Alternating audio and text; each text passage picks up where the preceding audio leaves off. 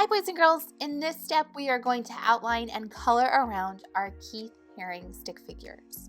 So for today's step, you are going to need a black Sharpie or crayon, color pencil, or marker, whatever you have, but I'm going to be using a black Sharpie. So that's what you need for step one, and then you're also going to need something later on to color with. I'm going to be using markers, but you can use whatever supplies that you have available to you. What I'm doing in this step is I'm tracing around my stick figure to create a cartoon-like figure. I trace the actual circle for the head and then I go around the stick figure that I created. So I'm not actually drawing on top of the lines that I have. I'm drawing around it, which gives me this nice Keith Haring resembling stick figure. So you're going to do this around all of the people in motion that you have. And then you're going to stop, and then you don't need your black Sharpie anymore.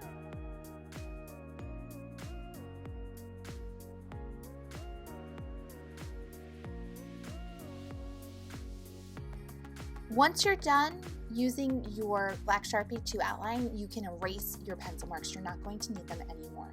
So erase all your pencil marks, and then you'll be ready for the next step.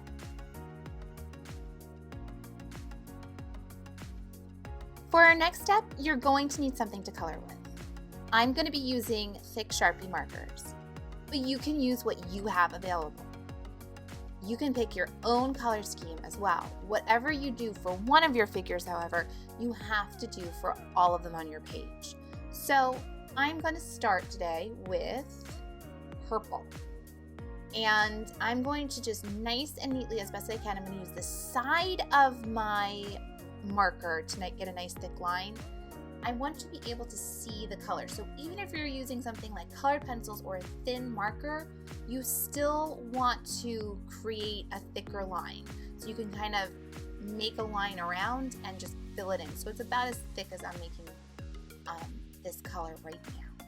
So I'm going to go over all three of my figures with this purple. I'm going to make it as even as I possibly can. So that's going to be my next step, is to go over each of my figures with the same color, making sure that I can clearly see the color. You don't want something too thin. You won't be able to see the color.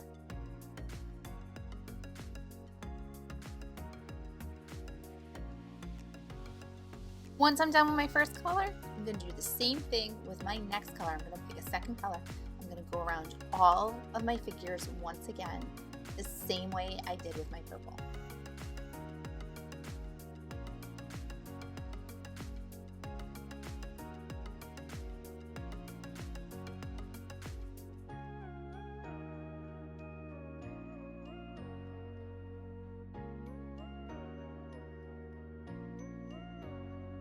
I'm going to choose yet another color and go around my figures. Only this time I have a little bit of a problem. Some of them are starting to connect.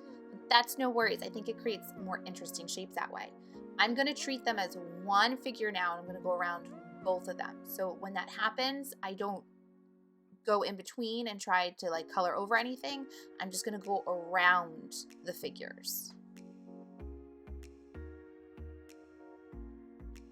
I'm going to continue to trace lines around my figures. I would say anywhere between 4 and 7 different colors looks really nice, but you can decide for yourself. You're the artist. Just make sure that you still have some empty space for our next step, which will be to add some action lines using black crayons, color pencil, or marker. So keep on tracing until you feel like you have enough color. Once you've filled in your layers of color, you're ready for the next step, step 3.